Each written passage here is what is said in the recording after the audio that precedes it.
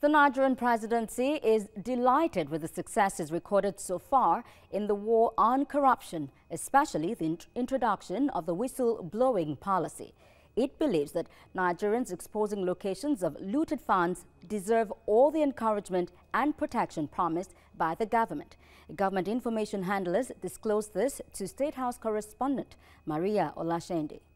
The policy was approved at a meeting of the Federal Executive Council chaired by President Muhammadu Buhari.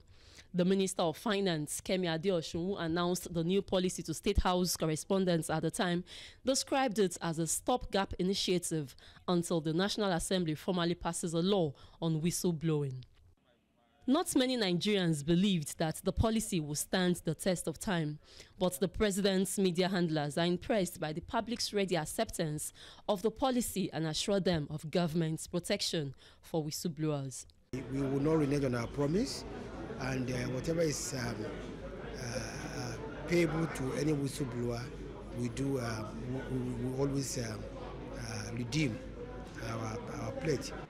There has not been one incident of the identity of a whistleblower being blown, which means that we have a system in place that has integrity, because everyone should be aware of the dangers of disclosure, of unveiling the identity of a whistleblower. Garba Shehu explains the idea behind the policy and what government has set out to achieve. The idea is to draw out people.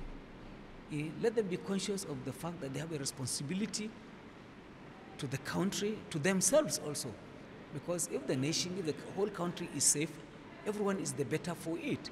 On a spot, Lai Mohammed is impressed that some whistleblowers are stepping forward, not because of the cash reward, but to fulfill their patriotic obligations to the nation. Make adequate account of all loots recovered.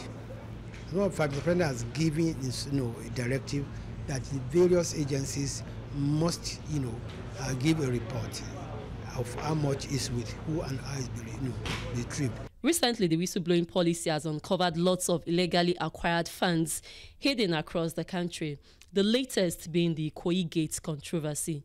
A presidential investigative panel was set up by the president under the chairmanship of Professor Yemi Oshibajo to probe the suspended DG of NIA, Ayo Oke.